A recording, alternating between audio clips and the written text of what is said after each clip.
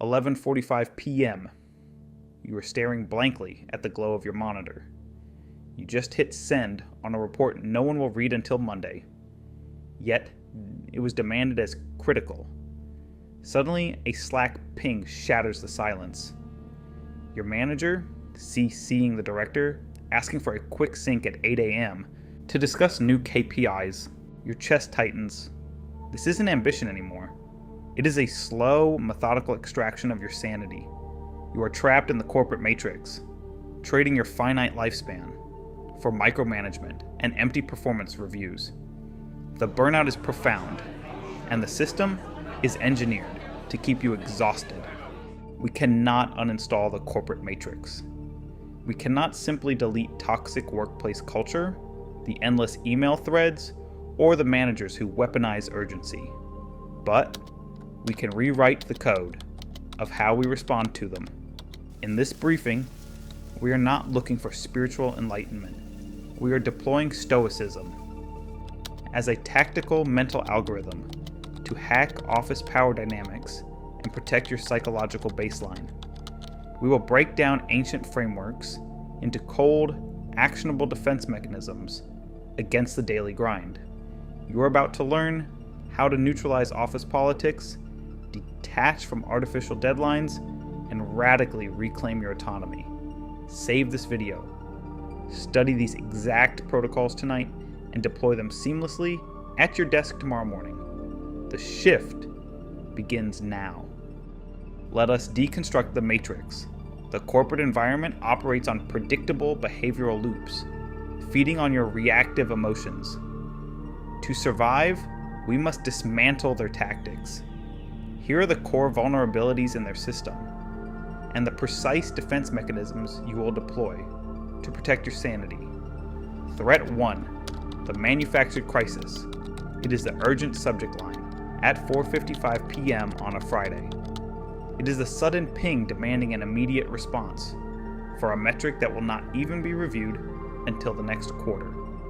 The matrix conditions you to treat every notification as a life or death scenario, hijacking your nervous system to serve their poor time management. Seneca noted, "We suffer more often in imagination than in reality." Institute a mandatory processing delay. Turn off push notifications. When the artificial emergency lands in your inbox, do not reply for exactly 30 minutes. If pressed in a meeting, state flatly, "I am reviewing the data," and will provide a comprehensive update by end of day. Urgency is a contagious panic. By breaking the immediate feedback loop, you refuse to catch their virus. You force the sender to sit with their own manufactured anxiety. More importantly, you retrain them. You establish a boundary that dictates your bandwidth is a secured, high-value asset, not a public utility they can tap into whenever their own lack of preparation creates a bottleneck. You starve their panic of the oxygen it needs to survive. Threat 2, the endless revision loop. You submit a finalized project only to be met with a casual request for just one more quick tweak, then another. They move the goalposts incrementally, bleeding your time and energy without adjusting the deadline or compensation. This is the hallmark of a client or manager who refuses to commit to a vision, using your labor as an infinite testing ground. Marcus Aurelius wrote, "If it is not right, do not do it. If it is not true, do not say it." Establish the boundary metric. When the third revision request arrives via an email CC, reply with cold arithmetic. I can implement these additional changes. However, this exceeds the initial project scope. Which of my current priority tasks should I pause to accommodate this new timeline? Or should we discuss adjusting the KPI targets for this quarter? You shift the burden of prioritization back onto their shoulders. You are no longer the silent shock absorber for their indecision. By framing their request as a trade-off, you force them to acknowledge the cost of their micromanagement. They now have to make a choice, and the management hates making difficult choices. The endless requests, will suddenly dry up. Threat 3. The micromanagement matrix. The superior who monitors your active status on your communication channels demands granular updates and wants to review every draft. They do not manage, they surveil. They mask their own profound insecurity as attention to detail, effectively crippling your autonomy and turning you into a mere extension of their keyboard. Epictetus stated, "The chief task in life is simply this: to identify and separate matters so that I can say clearly to myself which are externals not under my control and which have to do with the choices I actually control. Employ radical, proactive data flooding. Do not wait for them to ask. Send an unprompted, bulleted end-of-day report detailing exactly what was accomplished, what is pending, and the precise timeline for tomorrow's execution. Micromanagement is not about your competence. It is about their internal anxiety. They constantly check on you because they feel out of control. By oversupplying them with structured clinical updates, you neutralize their trigger. You fill the silence before their anxiety can peak. Eventually, the sheer volume of your proactive reporting will overwhelm their capacity to scrutinize, and they will back off, convinced they have broken you to their system, while you have actually just bought back your freedom. Threat 4. The idea appropriator. You pitch a solution in a huddle. 10 minutes later, a colleague rephrases your exact strategy, louder, and absorbs the praise from the director. It is the insidious theft of intellectual capital, standard operating procedure in toxic corporate politics, where optics are valued more than actual execution, Marcus Aurelius observed. Ambition means tying your well-being to what other people say or do. Sanity means tying it to your own actions. Execute the public anchoring maneuver. Do not show anger. Do not sulk. Wait for them to finish. Lean in and state with flat precision. Exactly as I outlined in my initial proposal, John. I am glad you align with my strategy. To expand on my original point, anger makes you look unhinged. Silence makes you a victim. By calmly agreeing and reclaiming ownership in the same breath, you expose their theft with cold professional courtesy. You log the factual sequence of events into the collective memory of the meeting. You do not fight them, you simply subsume their statement back into your original framework, leaving them looking like your enthusiastic assistant. Threat 5. The toxicity echo chamber. The private direct messages complaining about leadership. The pantry whispering networks. The collective trauma bonding over how bad things are. It feels like solidarity, but it is an energy sink. It keeps you perpetually agitated and distracted from your actual exit strategy. Marcus Aurelius reminded himself, "You always own the option of having no opinion. There is never any need to get worked up or to trouble your soul about things you can't control. Deploy tactical neutrality. When baited into a complaining session about the new company policy or a colleague's failure, become a conversational dead end. Respond with, 'I haven't really focused on that.' Or, I suppose that's one way to look at it, and immediately pivot back to a strictly operational topic. Gossip and complaining require friction and mutual validation to survive. The instigator is looking for a dopamine hit from your shared outrage. By offering a completely flat, non-judgmental response, you become a gray rock. You provide no energetic return on their investment. They will quickly find you boring and stop bringing their emotional garbage to your desk, protecting your mental bandwidth. Threat 6. The carrot on the stick. The vague, undocumented promise from upper management that if you just push hard on this project, there might be a senior title in it for you next cycle.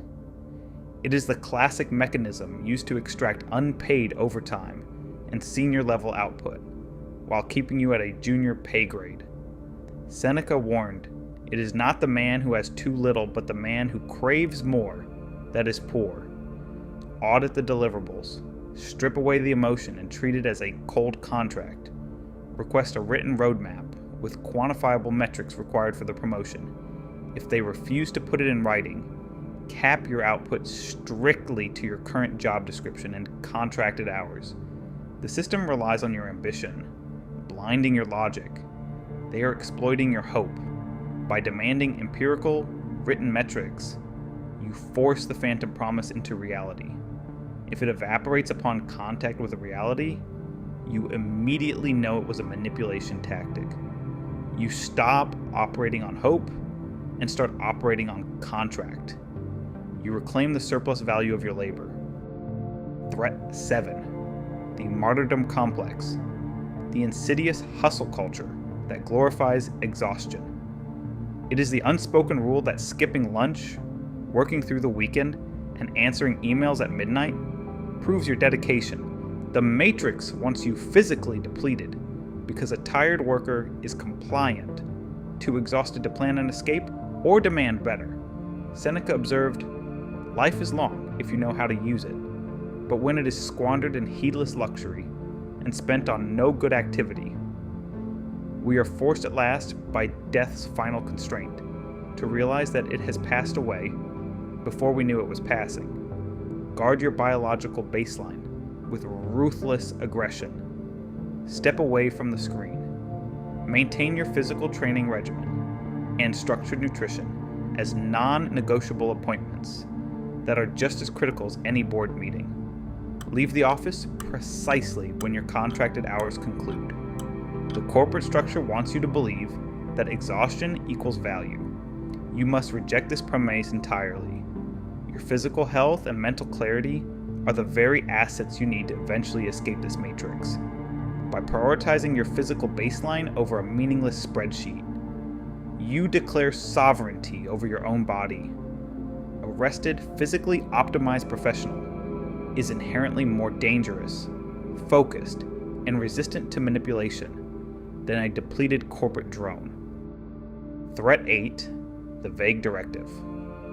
The manager who sends an email saying, "Make this look better," or "Let's strategize on this later," without any actionable metrics or clear expectations.